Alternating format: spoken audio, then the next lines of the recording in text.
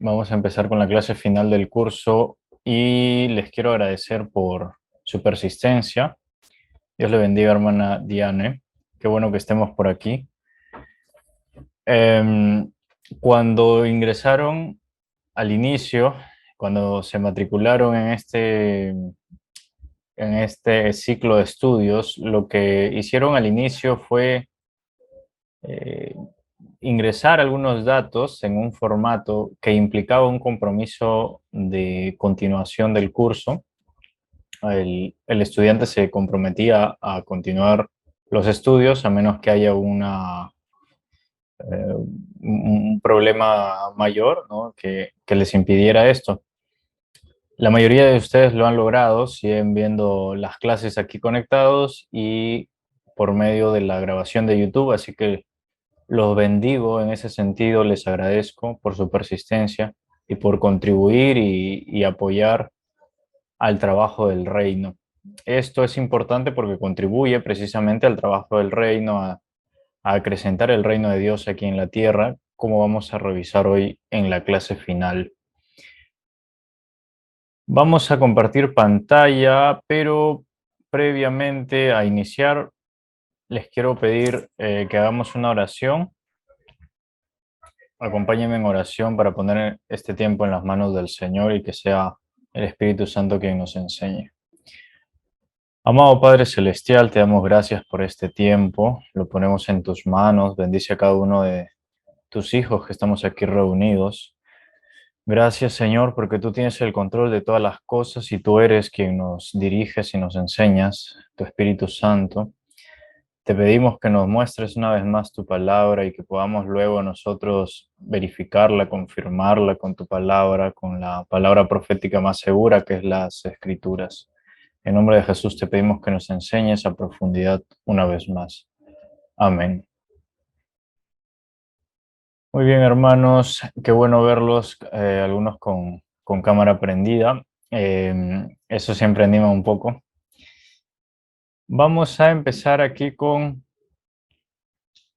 la clase final, como les comenté, juicios éticos, y eso tiene que ver también con buenas decisiones, sobre todo porque cuando nosotros hacemos un juicio ético, les comenté en una clase, cuando se habla de hacer un juicio, se habla o lo que se piensa es enjuiciar a alguien más o juzgar a alguien más, pero no estamos tomando en cuenta que somos nosotros mismos quienes necesitamos juzgarnos y de hecho tenemos que hacerlo a diario para ir mejorando, ¿no? De forma ética, ir revisando qué problema hemos tenido hoy, cuáles han sido las causas y en qué área de esa raíz, de esas causas, debemos primero arrepentirnos y después empezar a cambiar eso con la ayuda de Dios, ponerlo en la mano de Dios. El Espíritu Santo será quien irá transformando esa parte.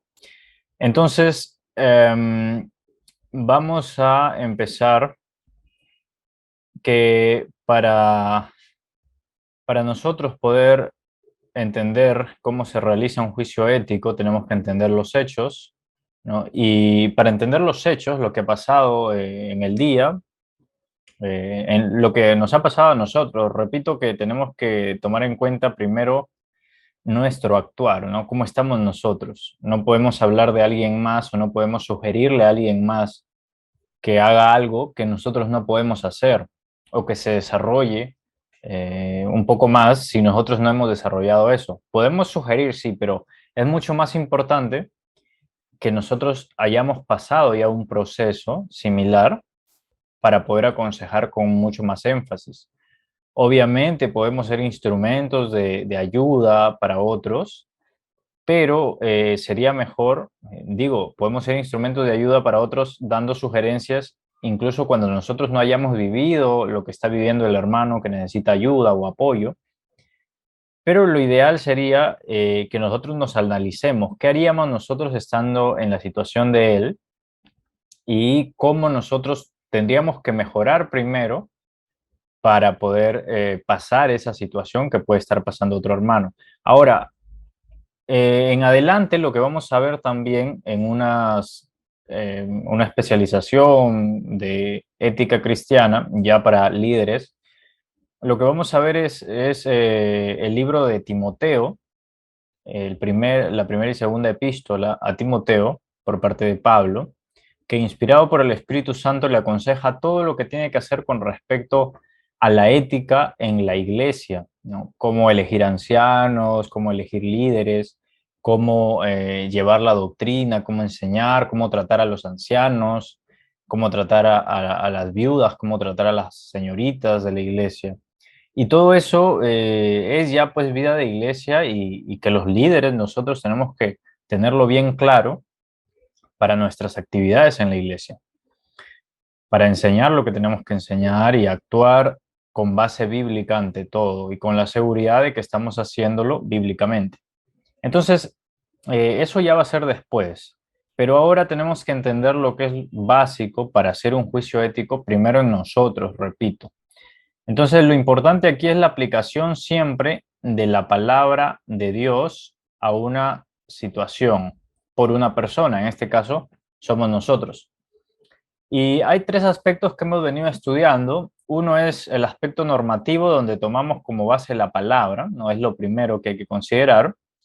El segundo es el aspecto existencial, donde nos enfocamos en la persona, en qué situación ha vivido la persona, no solo en el momento en que le ha pasado un problema, ¿no? Un problema espiritual puede ser, o un problema civil, por ejemplo, también, ¿no? Por ahí si cometió algún delito civil, que por consiguiente, pues también es un delito espiritual. Pero, ¿por qué esta persona está actuando de esta manera? ¿No? O ¿por qué yo estoy actuando de esta manera? ¿No? Si hay algo que yo no puedo mejorar, ha pasado ya quizá meses o quizá años, y hay un tema que yo no logro solucionar, sigo pensando mal de alguien, sigo teniendo resentimiento con alguien, o sigo, por ejemplo, mintiendo, o yo reconozco que tengo una compulsión por llevarme algunas cosas, por robar, en síntesis. Entonces, ¿cuál es el problema conmigo? Entonces hay que ver el enfoque en la persona. ¿Qué es lo que ha ocurrido con esta persona antes? ¿No? Probablemente ha tenido situaciones desde niño, complejas en casa, no ha tenido la atención adecuada, ¿no? Incluso hay una base científica desde la psicología que dice que los niños que se forman incluso desde la gestación, o sea, desde que están en el embarazo, la mamá empieza a recibir una formación en base a lo que va sintiendo de la madre, ¿no? Cómo la madre se comporta, si la madre está triste, si la madre está ansiosa. El niño siente, percibe todo esto y empieza a tener ya una idea, el niño, el infante, bueno, el niño que está en gestación, empieza a tener ya una idea de qué va a hacer y a partir de ahí empieza a decidir qué va a hacer en su vida, qué actividades va a seguir haciendo, qué ansiedades va a tener. O sea, todo se define prácticamente en esa primera parte de la gestación y los primeros años. Entonces hay que tener un enfoque en la persona. Nosotros mismos tenemos que estudiarnos qué es lo que nos ha pasado. Y aquí es donde entra algo muy importante que en la primera clase e incluso previamente a las clases de ética, el, yo les envié el ciclo de enseñanzas del pastor Sandro Mariluz hablando de control de emociones, todo este tema emocional para liberación y sanidad del alma, temas psicológicos, emocionales, relacionales, problemas que tenemos para, para relacionarnos con la gente, con los demás. Eso no es normal, ¿no? Hay cosas que no son usuales, que no son normales y que tenemos que analizarlas. Si eso ha pasado por algún problema, si es algo que nos impide conectar con la gente y conectar con Dios, tenemos que solucionarlo. Por eso es importante y en esta semana que vamos a tener libre, quiero reenviarles este ciclo de conferencias, enseñanzas del pastor Sandro Mariluz para que lo tomen en cuenta y ustedes mismos hagan una introspección a su propia vida. Un líder tiene que ser una persona por lo demás sana emocionalmente, psicológicamente, y un buen líder tiene que ayudar a otros en consejería también. Entonces no puede tener estos problemas de emociones, de arranques de ira, de enojo desbordado con la gente. No puede tener este tipo de problemas psicológicos que no son tanto patología, o sea, no son una enfermedad psicológica, pero son desequilibrios que tiene que aprender a controlar, que son propios de la naturaleza caída. Y es algo que tiene que uno mismo ir revisando. Y en estas charlas lo van a poder comprobar del pastor Sandro, que les voy a pasar, cómo se puede mejorar eso desde un trabajo personal. Muy bien, entonces hay tres aspectos que se estudian para hacer un juicio ético, para juzgarnos a nosotros mismos. Uno es el aspecto normativo, otro el aspecto existencial y el otro es el aspecto situacional, ¿no? ¿Cómo se dio esta situación? ¿Cómo pasaron las cosas? ¿Por qué, por ejemplo, por qué yo caí en esta tentación? ¿Cómo se dieron las cosas? Las cosas empezaron así, ¿no? Empezaron en este punto, empezaron con esta otra persona diciéndome algo, ¿no? Y si yo voy analizando eso, yo empiezo a cortar en algún lado y digo, aquí empezó el problema y aquí es donde en el futuro tengo que evitar continuar con ese problema, ¿no? Entonces, si nos enfocamos, este es un ejemplo nada más para revisar el área situacional. Si nos enfocamos en esos tres aspectos para hacer un juicio ético, para que en el futuro no nos vuelva a pasar ese problema, vamos a tener un mayor control de lo que vaya a suceder, ya sean pruebas, tentaciones, lo que ocurra, porque por lo general en una prueba se cuela una tentación, ¿no? Como les pasó a los primeros padres que en Génesis tuvieron la prueba de parte de Dios para ver si decidían correctamente, con su libre albedrío que tenían, decidían obedecer a Dios y no comer el fruto que les había prohibido. Pero ahí se coló una tentación, ellos le dieron paso a la tentación, fueron ellos mismos, y entonces se desencadenó toda la debacle que después hemos sufrido la humanidad. Muy bien, vamos a enfocarnos ahora para entender finalmente todo esto en tres partes que tienen que ver con Dios, con la creación y con la humanidad. Y al final vamos a ver los elementos para el juicio ético. Esto de Dios, la creación y la humanidad lo pueden revisar en el material que les he enviado y pueden revisar también allí en detalle la bibliografía, los versículos bíblicos. Yo nada más voy a hacer un repaso porque es importante entender esto, es importante que lo lean. Ahora voy a hacer una pausa y les voy a comentar que va a haber un examen final, como bien sabemos que hay un examen por cada curso, y es necesario que lean el material porque la información para el examen está en el material. Entonces, el examen se acepta con material que ustedes puedan consultar. No, nosotros no tenemos que memorizarnos todo, no tenemos que memorizarnos el material de ayuda, la Biblia. No hay necesidad de que memoricemos para el examen, pero para el examen, o sea, para la vida diaria sí tenemos que memorizar Biblia, palabra, etcétera. Pero para estos exámenes, para efectos de estos estudios, lo que nosotros tenemos que hacer es primero saber a dónde acudir, ¿no? Saber que tenemos una Biblia y que podemos abrir nuestra Biblia ante cualquier problema. Saber que tenemos un material aquí y que para efectos del examen y de las preguntas podemos consultar nuestro material. No tenemos que ser unos genios que memoricemos todo, pero sí tenemos que saber dónde consultar y dónde hay una fuente seria, una fuente real y bíblica para responder primero a los problemas de la vida, que es en general lo que nos va ocurriendo cada día, y después, pues para este examen, tenemos que saber dónde consultar. Para hacer un juicio ético tenemos que tener entonces en cuenta tres cosas, por lo general. Dios, primero a Dios, después a la creación en general y después a la humanidad. Vamos a revisar. Dios tiene un carácter que es santo, hemos visto en la clase complementaria que les envié, un carácter santo y justo eso encaja ahora con Semana Santa. Me parece algo perfecto de parte de Dios que nos haya permitido entender lo que es la santidad en una clase complementaria que les envié el viernes, me parece. Y Dios pues es santo y si nos centramos desde ahí, nosotros lo que tenemos que hacer es imitar su carácter, ¿no? Dice la palabra, sed santos como Dios es santo, es decir, tenemos que empezar a imitar a Dios. Y también dice que Él es perfecto, entonces nosotros vamos siendo perfectibles. También dice que sean como Jesús o anden como Jesús anduvo. No significa que vayamos directo a morir a una cruz, ¿no? Porque el propósito difiere, el propósito es diferente para cada persona, pero el carácter sí tenemos que cultivarlo, el carácter de Jesús. Esa debe ser nuestra oración siempre, que el Espíritu Santo modele nuestro carácter al carácter de Jesucristo. Y tenemos tres aspectos a considerar del carácter de Dios. Una es su autoridad que es absoluta, o sea, total. Dios tiene autoridad sobre absolutamente todo. Es exclusiva en el sentido de que lo que Él dice, eso se cumple.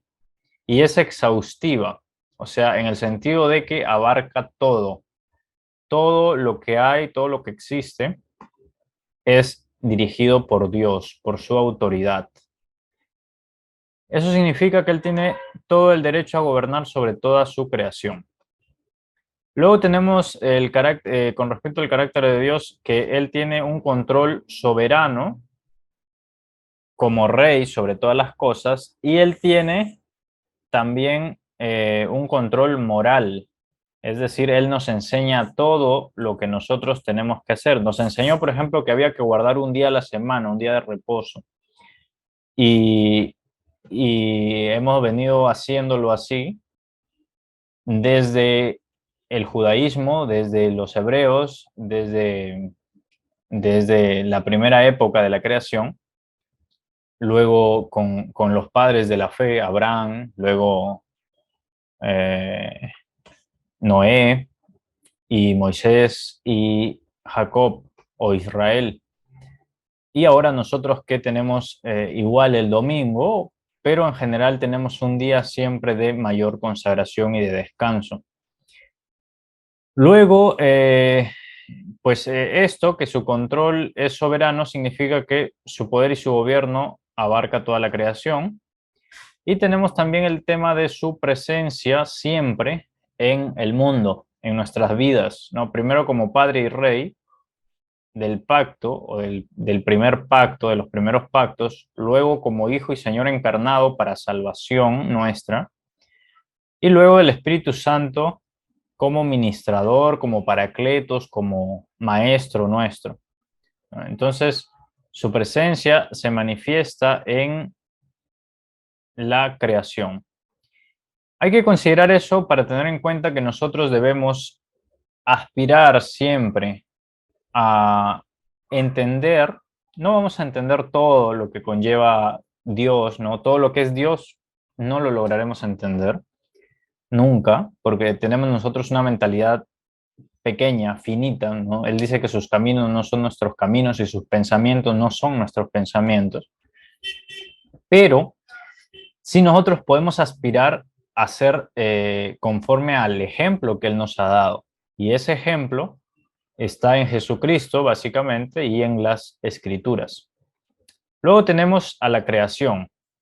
Con respecto a la creación, hay que tener en claro que hay, pues, como al menos tres tipos o tres clases de creación. Una es la creación preternatural, a la que también le llamamos sobrenatural, ¿no? Porque ahí están los ángeles, los demonios, etcétera, ¿no? Y ahí hay un tema, por ejemplo, con los habitantes del mundo preternatural, ángeles y demonios, y algunos espíritus aparte, que vienen pues a ser prácticamente parte de los ángeles caídos, ¿no? En demoniología y angelología, que es un curso también interesante, se puede estudiar esto. Y, por ejemplo, los ángeles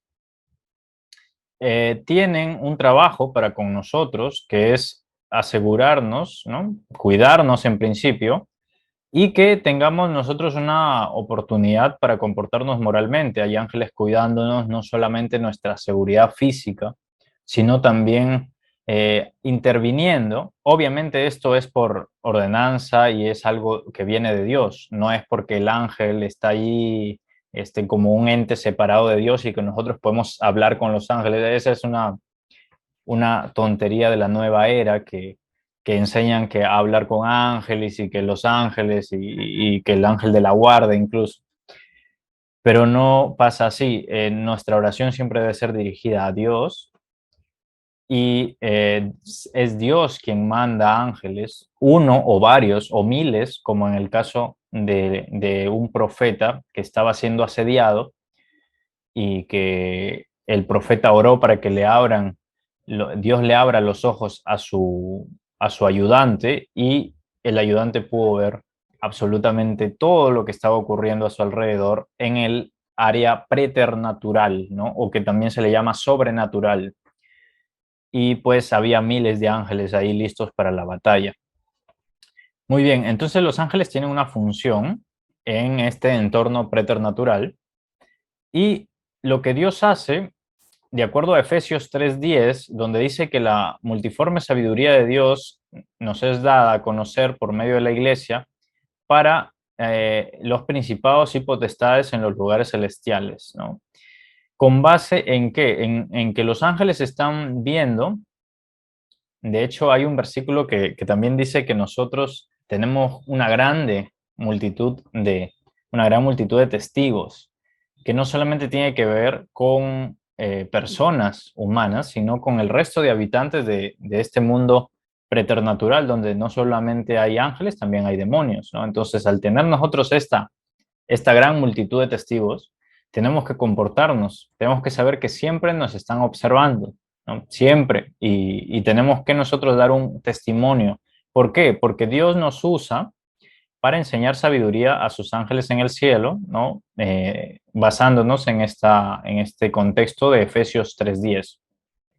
Ahora, así como hay ángeles que hacen cosas por su voluntad también, de acuerdo a las ordenanzas de Dios, ellos están sujetos a los mandatos de Dios. Los demonios también interactúan en un ámbito natural aquí junto con nosotros, ¿no? Para causarnos daño básicamente con tentaciones y la principal es la idolatría, ¿no? Llevarnos a idolatrar desde un día, como el día sábado, por ejemplo, en algunos casos, a idolatrar a personas, a relaciones, a idolatrar el trabajo. Por eso es que hay mucha gente que se enfoca más en el trabajo que en Dios, más en un deporte que en Dios. Hemos visto en una clase complementaria también la importancia de poner a Dios en primer lugar antes que un deporte, un arte, la ciencia, el trabajo, el oficio. Y esto en general es por tentación. Los ángeles no pueden intervenir en la vida de nadie de manera directa para hacernos daño directo, a menos que Dios lo permita, porque se ha dado en muy contados casos, ¿no? En muy contados casos. Por lo general lo que ocurre es que ellos nos lanzan tentaciones, porque el diablo, por lo general se menciona a Satanás, por ejemplo, para decir que Satanás está en todos lados y que él nos está tentando, pero Satanás no tiene la capacidad de Dios de estar en todo lugar. En cambio, lo que sí tiene Satanás es que tiene a una legión inmensa de demonios por todo el mundo tratando de hacernos daño, ¿no? Y tratando de hacernos daño básicamente con tentaciones, pero ya luego son las concupiscencias personales, ¿no? Las que logran caer en eso, enganchar en esas tentaciones y como vamos a ver, sucede entonces una guerra espiritual. Hay mucho problema con esto de la guerra espiritual que ha habido últimamente en los últimos años, ¿no? Incluso hay cursos y charlas con famosos predicadores sobre guerra espiritual y cómo vencer a los demonios y todo este tema. Y es verdad que hay una guerra espiritual, o lo que sería también una guerra cósmica, porque se da entre ángeles y demonios, cuando los demonios se oponen, por ejemplo, ante una respuesta de Dios para su pueblo, como sucedió en el caso de Daniel y ha sucedido en otros casos. Y es eso, que cuando ellos se rebelan, ellos empiezan a oponerse a todo lo que signifique Dios, igual que con el anticristo, que se opone a todo lo que significa Dios, ¿no? Y entran en batalla contra todo lo que sea servicio a Dios, empezando por los ángeles, los hijos de Dios, o sea, nosotros los que somos salvos, y contra todo lo que sea bueno. Va a haber siempre demonios tratando de perturbar. Efesios 6:12 dice que no tenemos lucha contra sangre y carne, sino contra principados, potestades, gobernadores de las tinieblas, ¿no? Huestes espirituales de maldad. Pero 2 Corintios 10, 4 y 5 dice que una de las principales formas en que ellos atacan es con fortalezas y razonamientos, ¿no? Es decir, un ataque a la mente de las personas, porque ahí es donde entra todo, entra por la mente, el corazón de las personas, de los cristianos sobre todo. ¿Qué es lo que hay que hacer entonces? Nuestra prioridad ante la guerra espiritual que existe, que es real, tenemos que hacer esto: identificar cuáles son esos ataques, esas fortalezas y razonamientos que nos lanzan, y derribarlos con el poder de Dios, según lo que dice 2 Corintios 10. Muy bien. Esta es la buena noticia, que nosotros podemos identificar y podemos derribarlos en el nombre de Jesucristo, porque Jesús ya paralizó esa capacidad que tienen ellos para superarnos, ¿no? Colosenses 2:15 dice que despojando a los principados y a las potestades, los exhibió públicamente, triunfando sobre ellos en la cruz. Por consiguiente, como nosotros somos crucificados junto con Cristo para el mundo, como vimos en la clase de santidad, como vimos en la clase pasada de santidad, nosotros podemos vencer a los demonios y a las tentaciones y al mismo enemigo siempre que exista esto. Jesús triunfó contra ellos estando en la cruz. Mientras nosotros nos mantengamos por el ejercicio de la santificación, nos mantengamos crucificados juntamente con Cristo, eso significa que vamos a estar sometidos al proceso de redención que Dios nos da, o sea, al proceso de purificación y santificación, que si es que hay salvación, hay un proceso de purificación y salvación, y santificación y purificación. Si es que nosotros identificamos que no hay ni santificación ni purificación, o sea, no hay crecimiento, como pueden repetir la clase de santidad, pueden ver esos aspectos, que en un correcto proceso de santificación lo que ocurre es primero una purificación, que debemos estar en contra de todo lo que es pecado, concupiscencia, pero también hay un proceso de crecimiento. Si no hay esa purificación de los pecados, que va a continuar habiendo pecados, eso es verdad, ¿no? Pero tiene que haber una purificación de eso por medio de los medios, de estos medios que mencioné allí, la fe, la palabra de Dios, la oración, el arrepentimiento constante, la comunión con la iglesia. Cuando hay eso, va a haber un crecimiento también. Entonces ahí se nota que hay una efectiva salvación, en que hay un crecimiento y una purificación. Entonces allí nosotros con toda confianza podemos eh, saber o entender o comprender que estamos triunfando sobre estos principados y potestades. Yo he tenido la oportunidad de estar al menos en dos actos de dos endemoniados, ¿no? Y de ver y de participar en el proceso de liberación.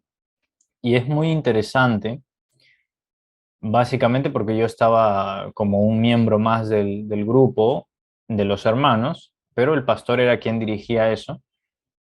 Y es interesante estar allí viendo que es muy similar a lo que ocurre en las películas de terror, ¿no? Esa guerra espiritual se basa prácticamente en lo mismo que ocurre en las películas de terror para, para meterse en un ser humano, un grupo de demonios, y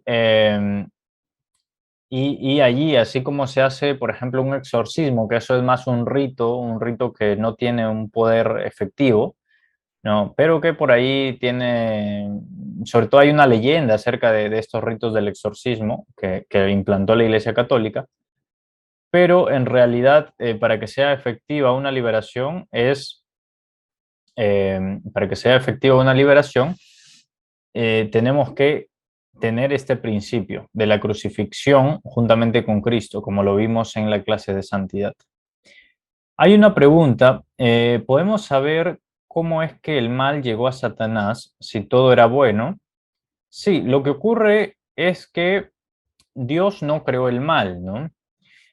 El mal, y esto se ve en apologética, por ejemplo, el mal es consecuencia de la rebelión del hombre, ¿no? Ahora me van a decir cómo nació la rebelión del hombre. Claro, lo que pasa es que Dios nos da un libre albedrío.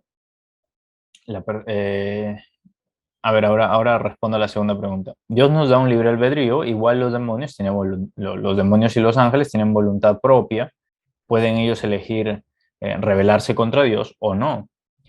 Lo que Dios hace es probar si sus hijos son capaces de mantenerse en ese estado de total voluntad a Dios, ¿no? De total obediencia a Dios.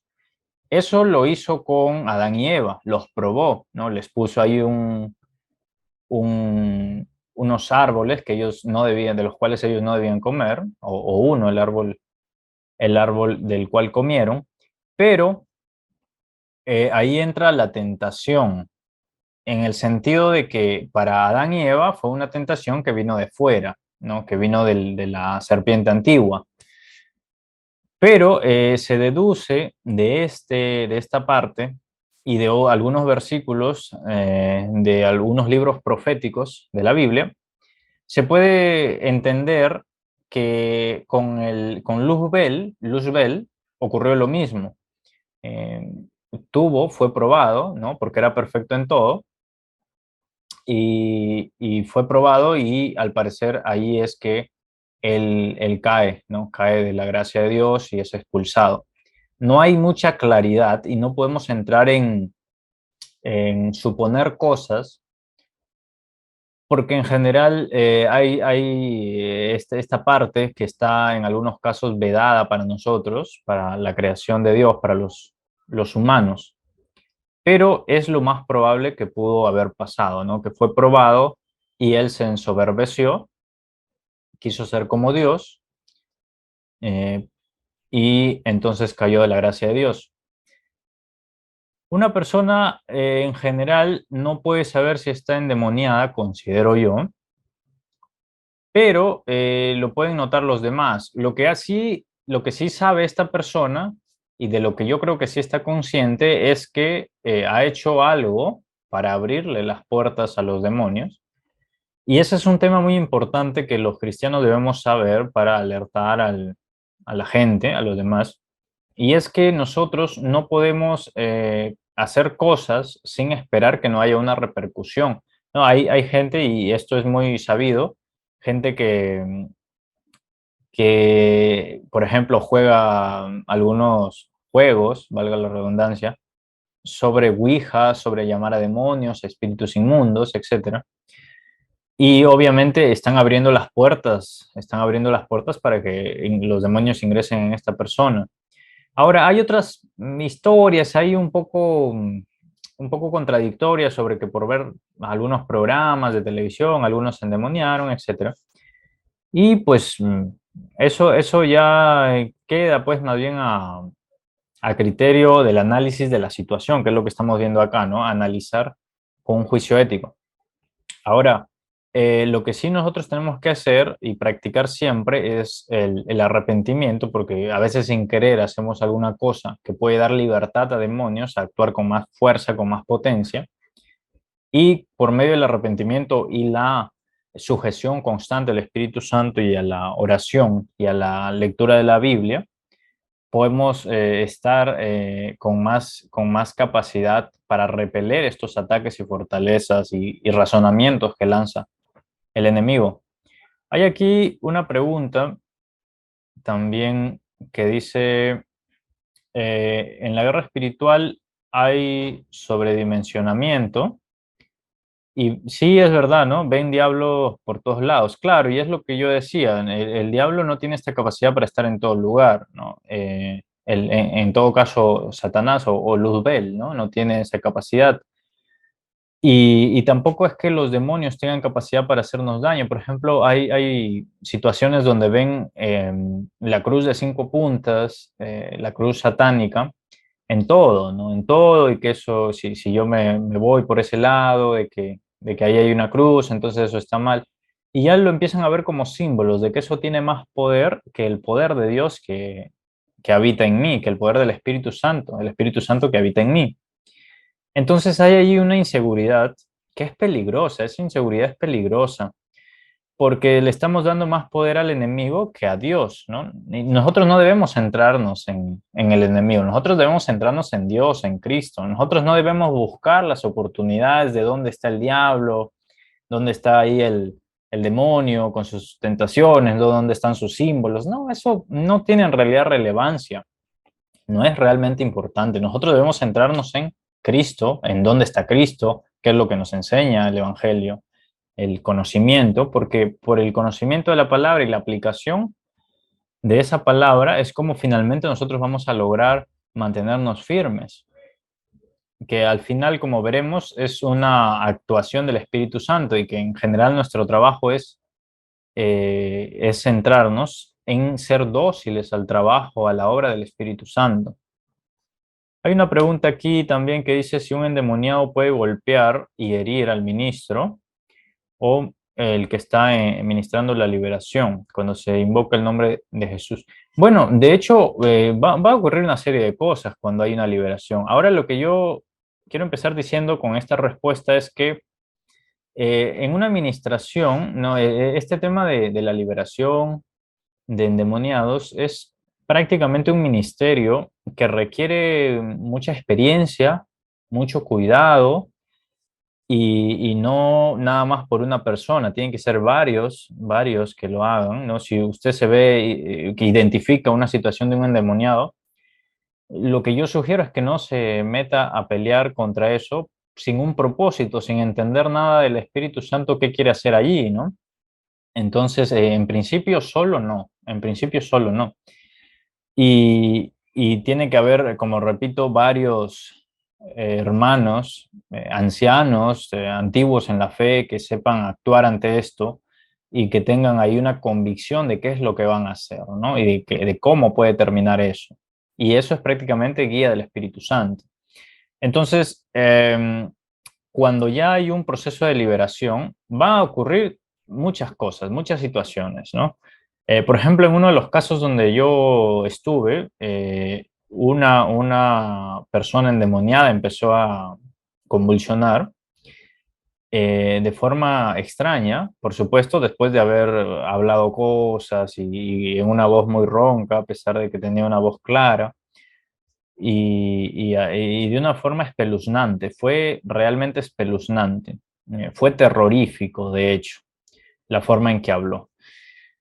Y después de la convulsión empezó a andar como una serpiente, ¿no? Se hacía esta actividad que hacen las serpientes para moverse y empezó a trepar por las paredes haciendo lo mismo. O sea, era muy extraño, por supuesto que sí.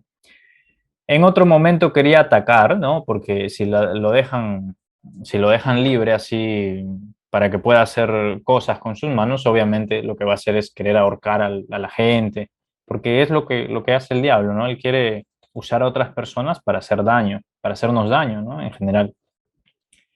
Y va a ocurrir muchas cosas, ¿no? Entonces, por eso se necesita varias personas que estén allí para contener a esta persona y hacer ya un proceso de liberación de acuerdo al ministerio como tal, ¿no? De acuerdo al procedimiento que hay que hacer. Hay una pregunta adicional que dice, ¿los demonios poseen personas convertidas, nacidas de nuevo? Em, Yo considero que no, a pesar de que por ahí algunas personas consideran que sí.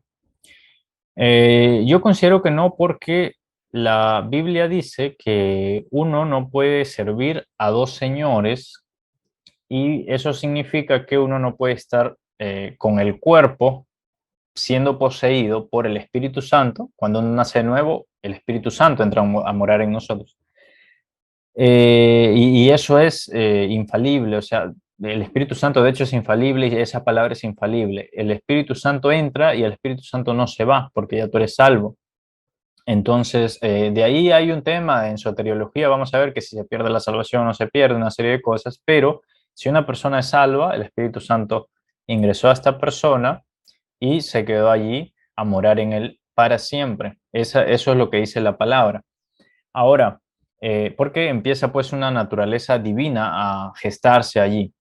Entonces, yo creo con base en eso que los demonios no pueden venir y apartar el Espíritu Santo para entrar a ellos, porque los demonios nada más con la presencia de Dios, recordemos que Espíritu Santo es Dios, o sea, es Dios Espíritu Santo, nada más ante la presencia de Dios huyen, ¿no? Ellos no pueden acercarse a la presencia de Dios, no pueden acercarse a la luz que emana Dios, porque ellos son alejados de forma inmediata y es muy doloroso, es prácticamente la muerte para ellos, la destrucción para ellos. Por eso es que ante la presencia de Jesús, ¿no? De lejos le gritaban: ¿a qué has venido, Jesús, a atormentarnos? ¿No? Porque ellos no pueden estar cerca de Dios.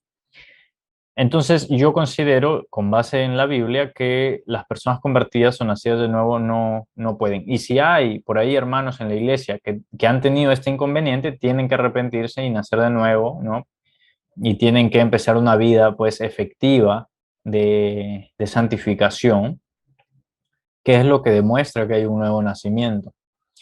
Em, Luego hay una pregunta que dice si los ministros pueden estar en la política. Bueno, no es el tema, pero hay varias posiciones realmente, ya este tema de las actuaciones civiles nuestras es ya un tema más bien de cada uno.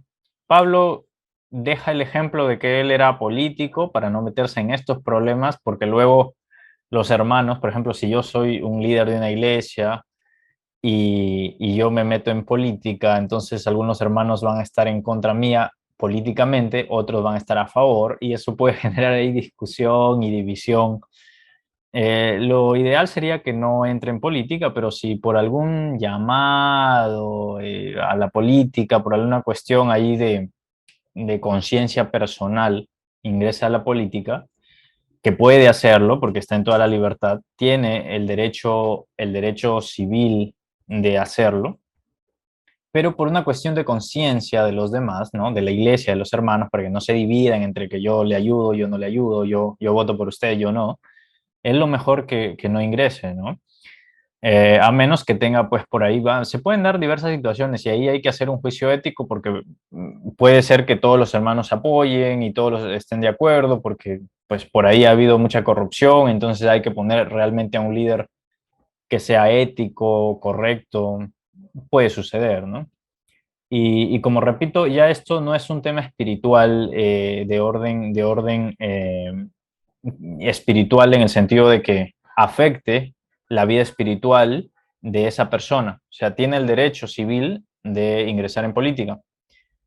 Pero por un tema de conciencia, de ética que hemos visto, por cuestión de los demás, es preferible que no. Si es que ve que hay algunos hermanos que pueden estar en contra, yo no lo haría, obviamente, ¿no? Hay que hacer ahí un análisis ético. Ese hermano tiene que estudiar ética. Amén. Vamos a continuar.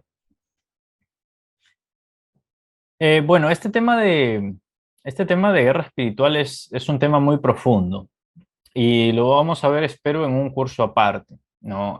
Para no dejar la pregunta suelta que dice que la iglesia tiene necesariamente que tener exclusivamente ministro de liberación, yo decía que es un ministerio en el sentido de que es algo que tiene que cultivarse y es algo a lo que hay que centrarse. Por ejemplo, en ciudades como Lima se ve muy poco endemoniado, ¿no?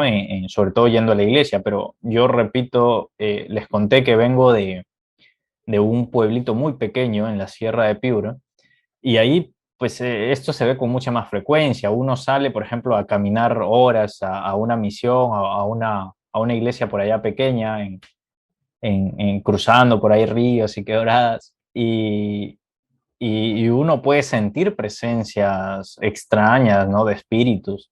Incluso se oyen a veces voces y silbidos y, entre los campos solitarios. Y en el campo sucede de una forma más abierta y eso tiene una razón.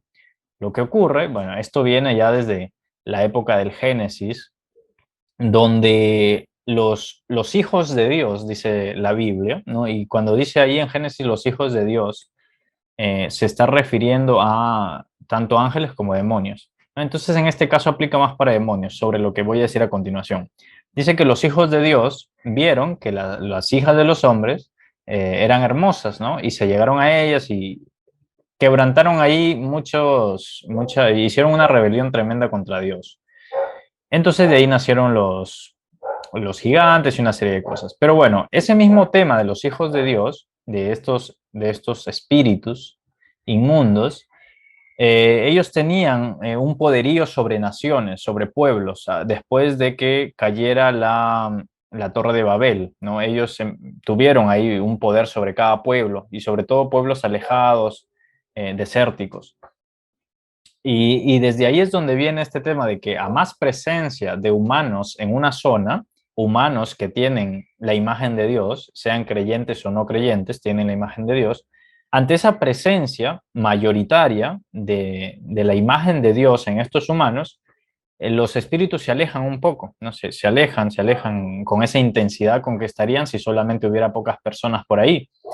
En cambio, en el campo hay un poco más de presencia de estos espíritus inmundos porque allá hay, repito, menos gente y por lo tanto hay una menos presencia de la imagen de Dios en la poca gente que hay ahí, por supuesto. Entonces, como hay menos gente, hay menos presencia de la imagen de Dios, ellos pueden actuar con más libertad, hacer una serie de cosas, ¿no? Hay más brujería allá en esa zona, la brujería es un poco más efectiva porque hay esa forma de que hacen pactos y una serie de cosas con el enemigo.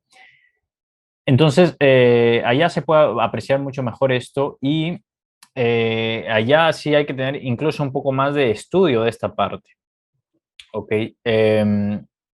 Y allá sí hay que dedicarse un poco más, pero por parte de los mismos ministros, ¿no? No tanto como que una persona específica, sino que incluso depende del líder, del que esté a cargo, ¿no? Pastor, obispo, como se llame, él puede hacer ahí una selección de un grupo más concentrado en el trabajo de la obra de Dios y puede empezar a especializarlos, ¿no? En este tema en base a las experiencias que han tenido, lo que ven que ocurre con más frecuencia, y pues ya queda a criterio de cada uno.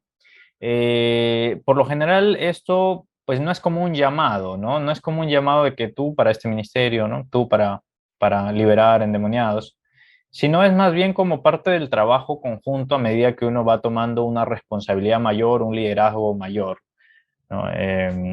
Y pues no necesariamente tienen que ser pastores, ¿no? Pueden ser igual líderes, ancianos, personas formadas en Biblia, en escritura, gente dedicada a la oración que esté claramente con sus convicciones, con su convicción de que está lleno del Espíritu Santo y que se ha fortalecido su fe y el poder de Dios en este hermano, o sea, que ha tenido un crecimiento en la santificación, entonces puede, obviamente, guiado por el Espíritu Santo, por la dirección también del líder, en este caso, va a estar allí, ¿no? En el trabajo de la liberación. Así que en general ese es el tema para los casos donde se ve esta situación de guerra espiritual. Luego está la creación del mundo natural, que también hay que tenerlo en cuenta, básicamente por dos cosas. Aquí voy a ser un poco más sintetizado. Uno es que cuando nosotros hacemos algo, esa decisión, cuando yo decido algo, esa decisión afecta el mundo natural y eso hay que tener en cuenta. Y hay toda una base bíblica que ustedes pueden revisar, pero cada decisión de un ser humano, nosotros tenemos una unión con todo el mundo, una unión con toda la gente. No me refiero al mundo en el sentido mundano, sino al mundo en el sentido natural. Y tenemos una unión con ellos, que si yo hago algo, todo el mundo se va a ver afectado, ¿no? Ya sea positivamente, si es que lo que yo hago es bueno, o negativamente, si es que lo que yo hago es malo, porque eso va sumando, va sumando. Si yo tiro basura a la calle, alguien me va a ver y por ahí también se va a animar a tirar basura, ¿no? Eso ocurre por lo general. En cambio, si yo dejo de tirar la basura, quizá nadie me vea, pero hay un poco menos de basura en el mundo, ¿no? Entonces, así es como suceden las cosas, en todos los sentidos. Y mi decisión, lo que yo haga, tiene un impacto en el mundo natural. Entonces, lo que yo debo preguntarme siempre es, ustedes todos debemos preguntarnos, ¿cómo puedo mejorar yo el dominio de nuestra naturaleza humana, o sea, nosotros como humanos, el dominio nuestro sobre la tierra? ¿Cómo podemos mejorarlo? ¿No? Y ahí pues ya tenemos que tomar decisiones éticas para mejorar esto, ¿no? Para mejorar el mundo. Les dije en una clase que nosotros aquí estamos aprendiendo a vivir en una tierra y con un cielo, ¿no? Estamos aprendiendo a vivir. En el cielo nuevo y la tierra nueva que habla Apocalipsis vamos a tener en efecto una tierra que ya no sufre, porque ahora nuestra tierra está sufriendo por causa del pecado.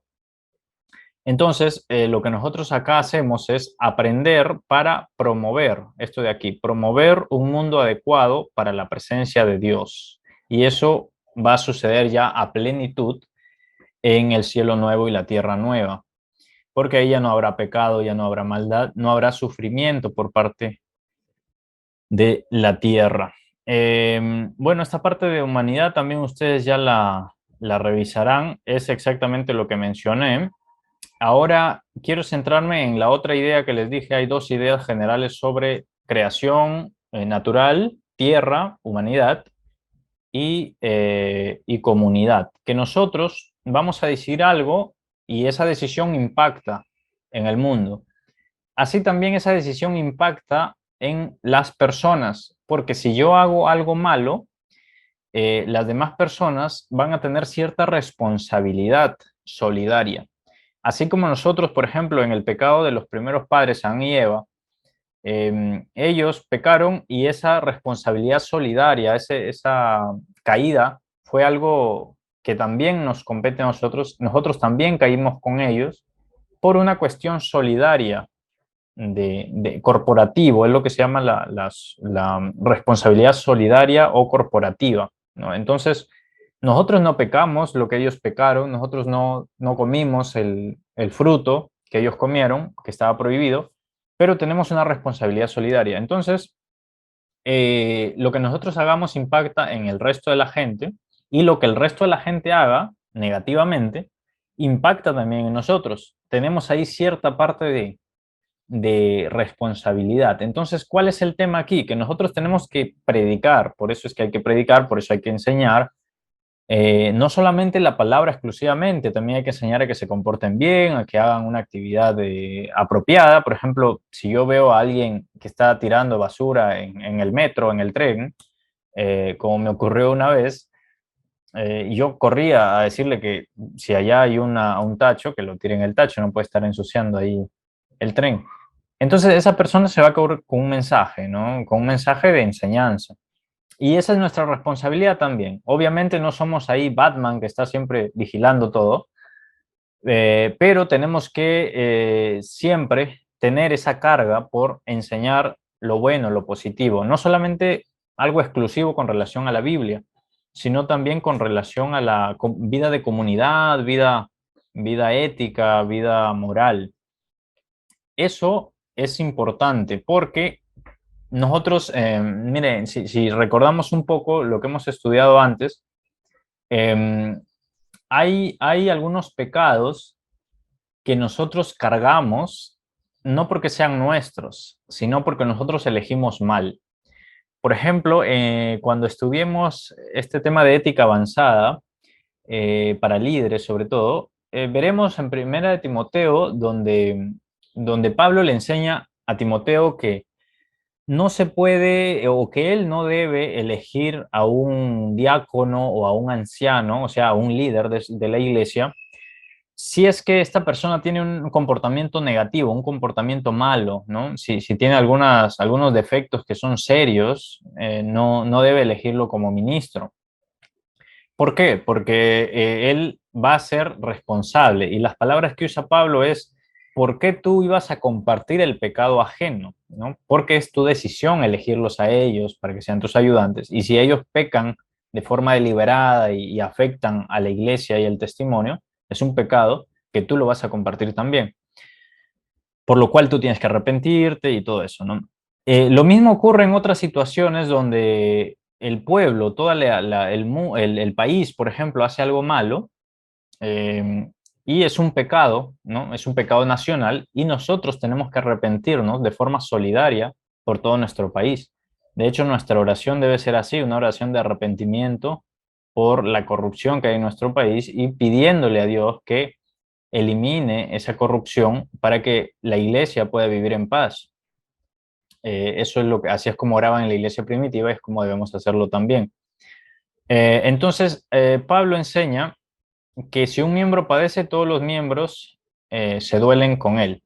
Entonces, eso significa que tenemos que tratarnos unos a otros con honor y con respeto, porque si yo sufro por algún problema, todos los demás creyentes en el mundo van a tener una carga allí, ¿no? Cierto sufrimiento. Igual, si yo hago algo malo, todos los creyentes en el mundo, ya ahora hablando de iglesia, no solamente de gente del mundo en general, sino iglesia, si yo hago algo que afecta al testimonio de la iglesia, eso va a afectarles a toda la iglesia en general, a toda la iglesia de Cristo.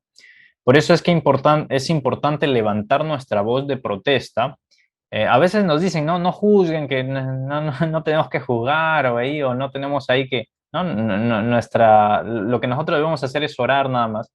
No, y sí hay que juzgar. La Biblia dice juzgad, pero con justo juicio. O sea, juzgad, pero habiendo estudiado ética cristiana.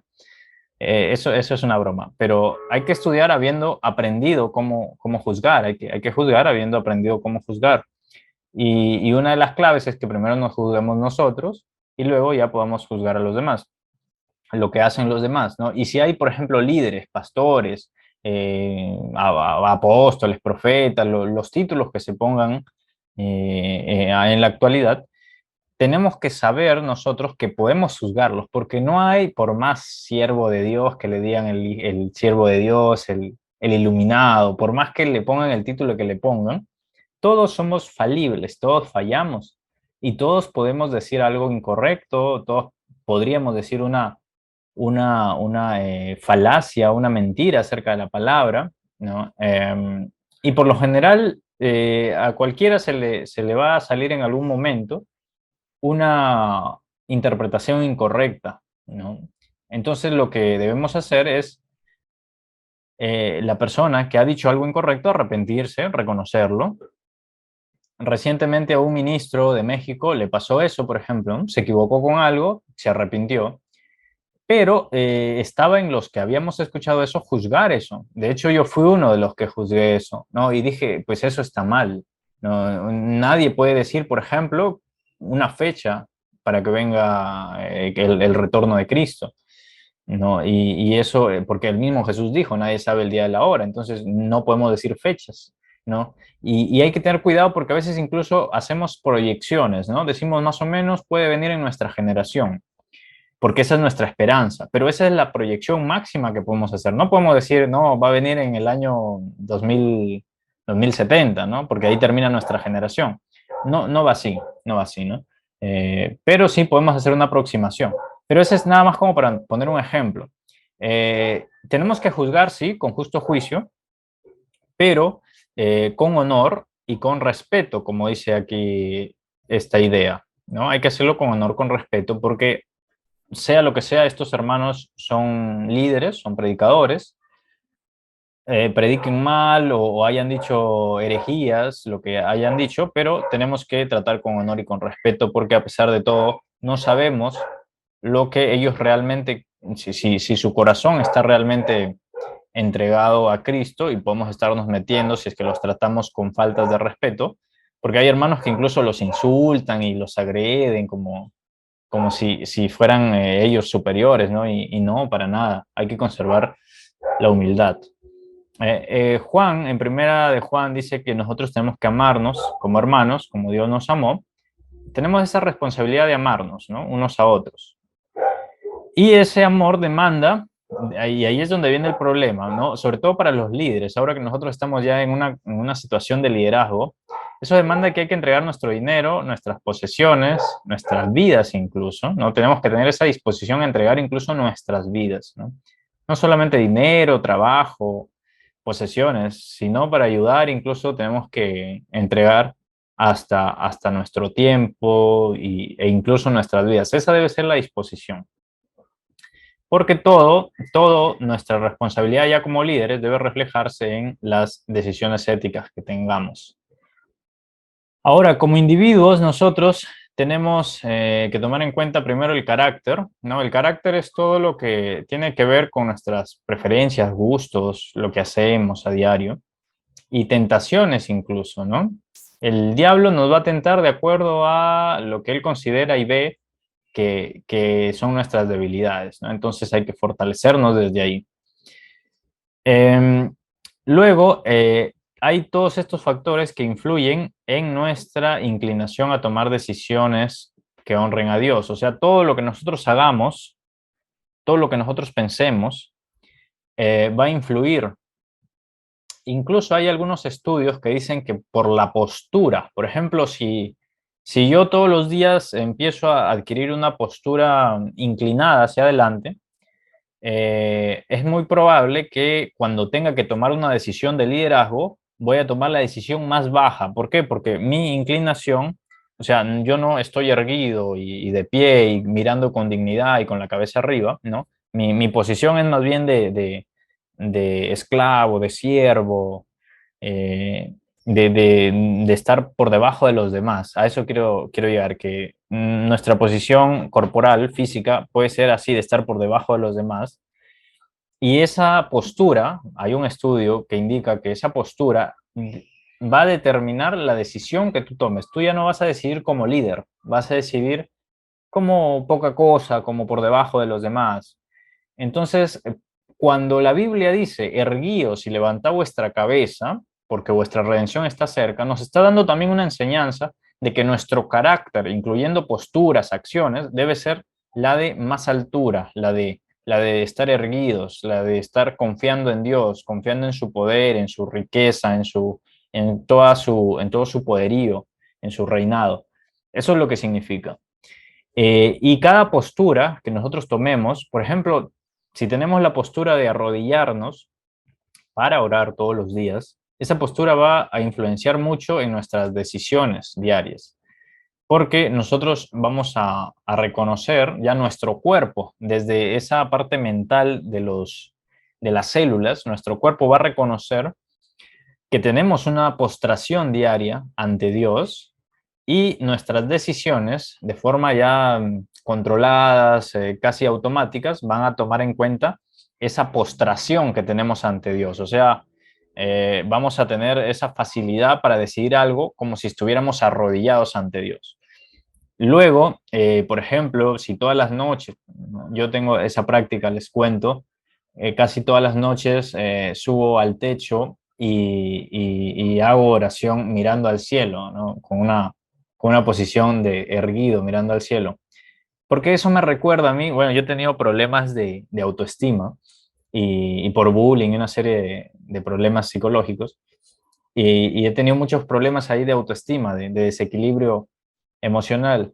Entonces, eso me recuerda que Dios está arriba y que Dios es más grande. Entonces, yo puedo andar erguido y puedo andar mirando siempre en alto, con la cabeza arriba, porque tengo ahí constantemente, casi a diario, una actitud corporal de mirar a Dios.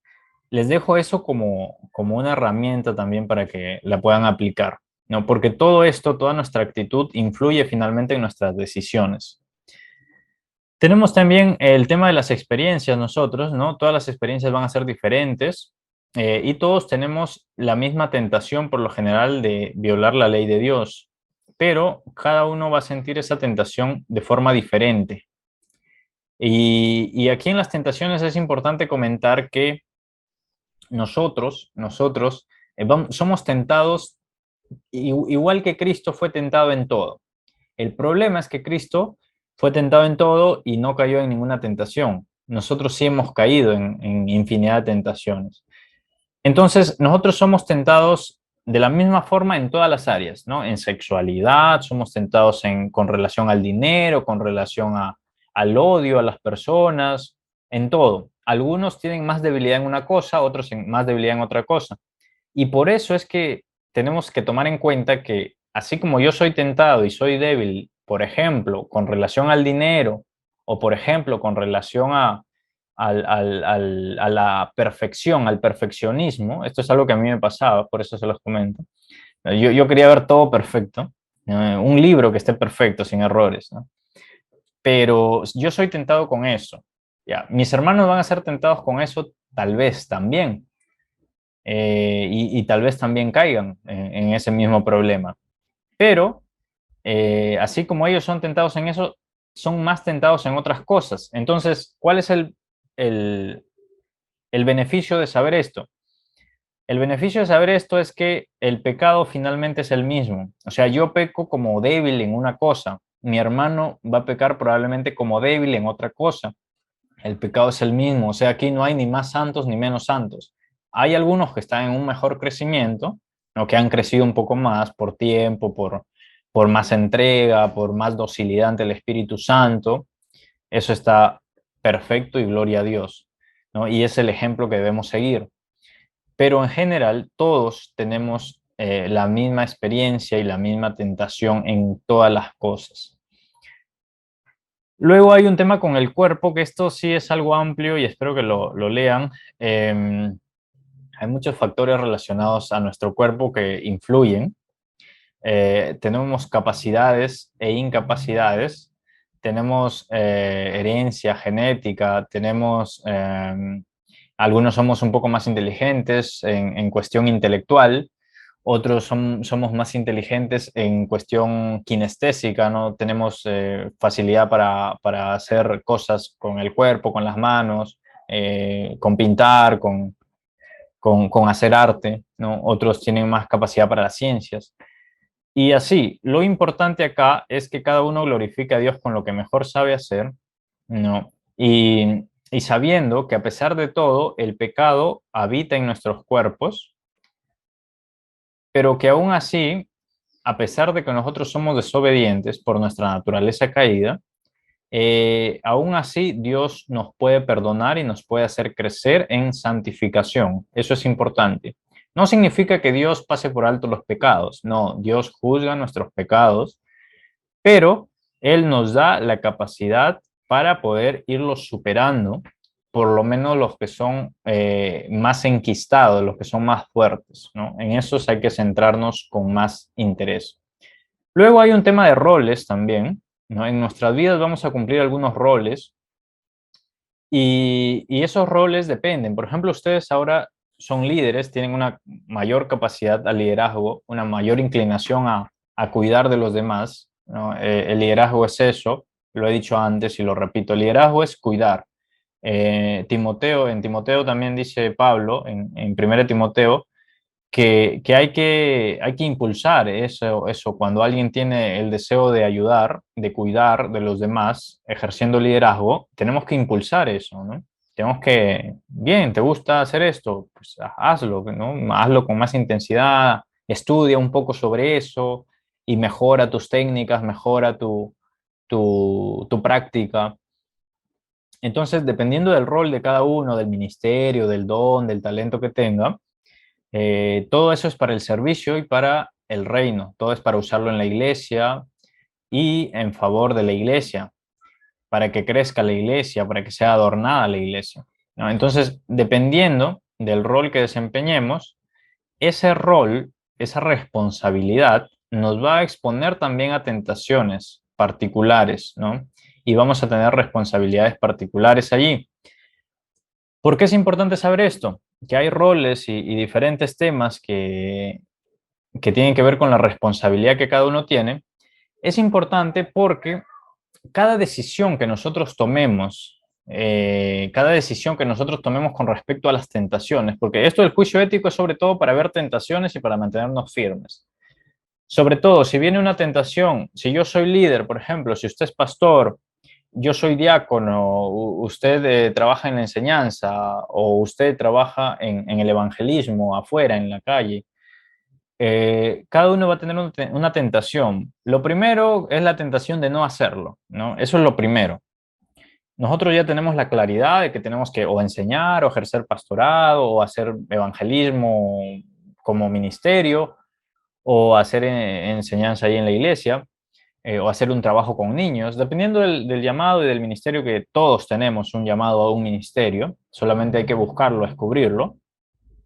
La primera tentación es no hacerlo. La segunda tentación es hacerlo mal, hacerlo de forma mediocre, ¿no? No hacerlo bien, hacerlo por ahí a media caña.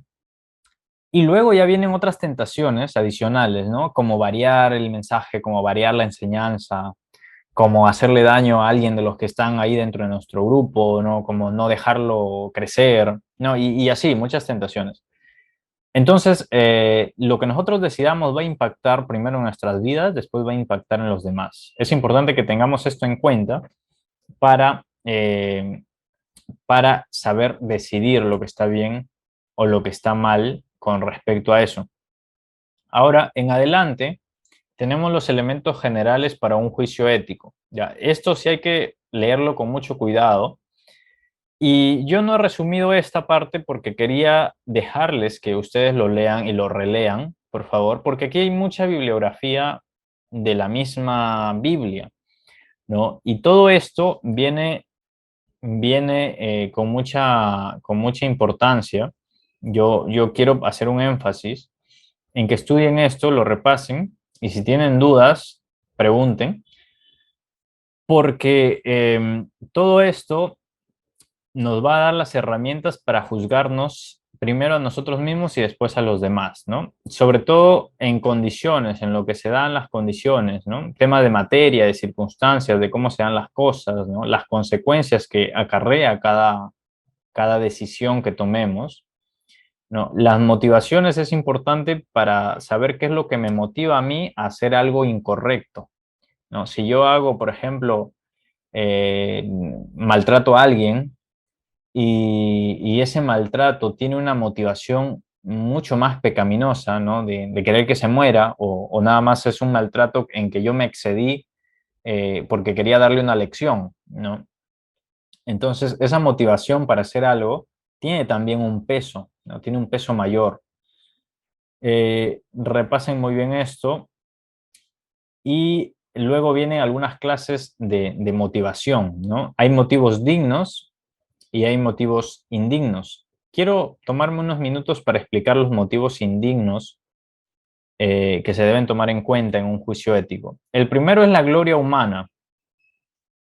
Cuando uno quiere hacer algo para gloria propia o para gloria de alguien más, mire, hay casos donde nosotros vamos a servir, ¿no? Vamos a la iglesia y queremos hacer algo, o para que nos vea alguien, ¿no? O para que el líder nuestro quede bien, ¿no? O para que nuestra iglesia quede bien ante los ojos de los demás, pero para nada más gloria de la iglesia y no tenemos en cuenta que por encima de eso está la gloria de Dios y nosotros debemos centrarnos no en la gloria de alguien, no en la gloria de un líder, no en la gloria nuestra, no en la gloria del grupo como congregación o como iglesia, sino en la gloria de Dios.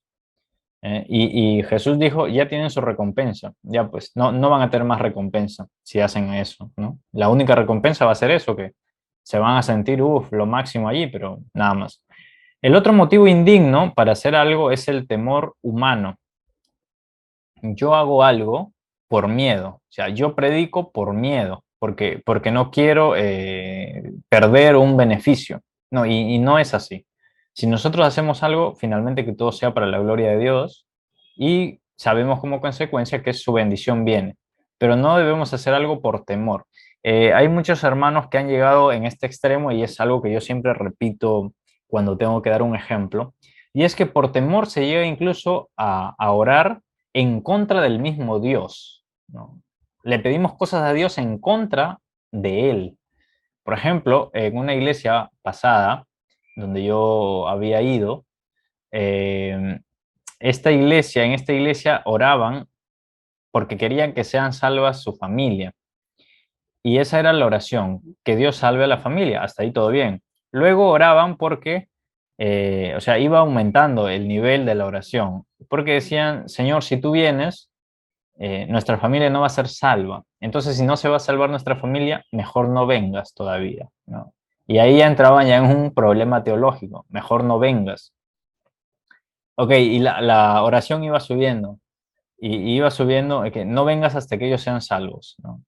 Entonces ya está totalmente en contra de la venida de Cristo, ¿no? Y después la petición ya no era que Dios salve a la familia, sino la petición decía, hermanos, vamos a orar para que Cristo no venga, si es que no son salvos nuestra familia, ¿no? Y eso es algo totalmente antibíblico. Nuestra oración debe ser, ven, Señor Jesús, Maranata, ¿no? Que venga tu reino a la tierra, ¿no? Que se haga tu voluntad aquí en la tierra, ¿no? Y eso es pues cuando venga el reino de Dios y se implante aquí en la tierra, a plenitud.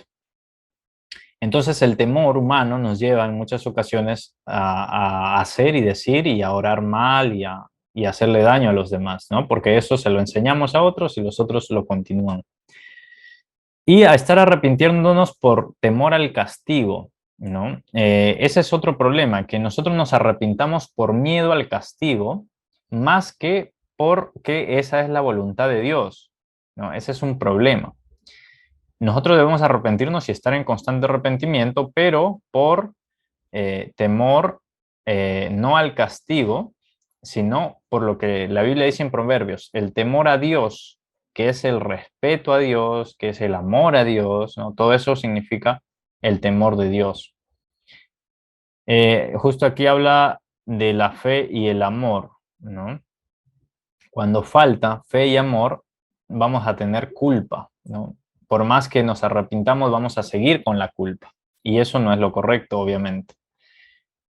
Luego, finalizamos con el tema de que eh, corresponde a cada uno juzgarse a sí mismo por medio de esta ética cristiana que hemos aprendido antes de tomar una decisión. Esto es importante. Antes de tomar una decisión que está ahí en duda, juzguemos. ¿Qué pasaría cuando lo hagamos, ¿no? ¿Cómo van a reaccionar los hermanos? ¿Cómo se van a sentir ellos? ¿Estoy siendo de tropiezo para ellos? ¿No? ¿Cómo lo va a tomar Dios? ¿Cómo lo va a tomar la Biblia? ¿Qué es lo que me dice la Biblia? ¿Cómo se va a sentir el Espíritu Santo? ¿Se va a sentir contristado? ¿Cómo se va a sentir mi conciencia? Yo tengo ese sentimiento de que eso puede estar mal y que el Espíritu Santo se contriste. Si todo eso que yo estoy pensando me lleva a decir que o los hermanos se pueden sentir afectados, o el Espíritu Santo se puede contristar, o la Biblia me puede dar un indicio de que eso que voy a hacer está mal, ¿no? O Dios se puede enojar, a Dios no le puede parecer bien, entonces por respeto a Dios y a todos estos elementos que he mencionado, la iglesia, los hermanos, mi conciencia, el Espíritu Santo que habita en mí, yo voy a tomar la mejor decisión, ¿no? Debemos elegir la mejor decisión, lo que más beneficio tenga, no el mal menor.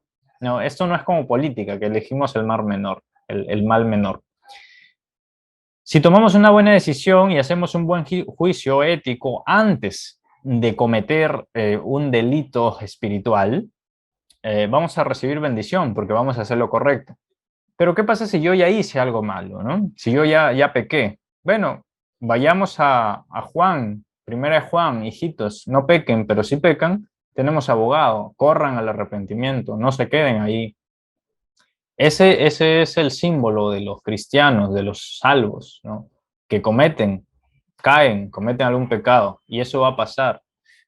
Pero abogado tenemos, y ahí se reconoce que tenemos al Espíritu Santo en nosotros y por consiguiente somos salvos, porque el Espíritu Santo nos viene a alertar, nos viene a redarguir de pecado, ¿no? De justicia y de juicio. Entonces corremos a arrepentirnos porque nos sentimos mal por lo que hemos hecho. Entonces, si después de una posible decisión equivocada reconocemos ese error, ¿no? Por un juicio ético, porque ahora sí, ¿no? Los hermanos como que me están viendo ahí mal, como que no les ha parecido, entonces creo que he hecho mal, ¿no? He hecho mal, me arrepiento. O la Biblia me dice que eso que hizo mal, ¿no? Si la Biblia me condena, me juzga, si la Biblia me juzga, me corrijo, si la Biblia me juzga, entonces yo me arrepiento. Igual, si mi conciencia me dice, no, hice algo malo, eso está mal, me arrepiento igual, ¿no? Cambio eso, practico lo que es la metanoia, arrepentimiento con cambio, y entonces alcanzo la misericordia de Dios por la fe y continúo en mi proceso de purificación, que es lo que vimos en la clase de santidad, que les recomiendo que la vean y la vean completa. Una vez que nosotros aprendamos a juzgar a los demás, perdón, una vez que nosotros aprendamos a juzgarnos nosotros, hacer un juicio ético correcto, un juicio justo de las acciones de los demás, ya no será con odio, con rechazo, porque ellos hicieron eso y qué cólera, ¿no? Ya no será así, sino será un proceso espiritual de amor, ¿no? Y eso es lo importante, que al momento de juzgar, nuestro objetivo no sea hacerle daño a esa persona que hizo mal, sino que esa persona se dé cuenta de que algo ha estado mal y pueda arrepentirse y seguir el mismo proceso que nosotros hemos seguido cuando nos hemos dado cuenta que hemos hecho mal, ¿no? Arrepentirnos, cambiar y continuar en esa purificación. Les agradezco mucho, mis amados hermanos. Si tienen dudas o preguntas, por favor, por WhatsApp, porque ahora ya no me queda tiempo para continuar aquí. Les dejo un abrazo fraterno. Persistan en el estudio de la palabra de Dios. Vayan mañana domingo a sus iglesias y les enviaré el material pendiente que les comenté de sanidad del alma. Que Dios los bendiga mucho. Gracias por la persistencia. Oro a diario por cada uno de ustedes para que continúen en el liderazgo y crezcan en la santificación. Un abrazo. Me despido. Muchas bendiciones. Amén. Bendiciones, hermana Elizabeth. Amén, hermana Dios Diana. te bendiga, hermano. Amén. Bendiciones. Cuídense.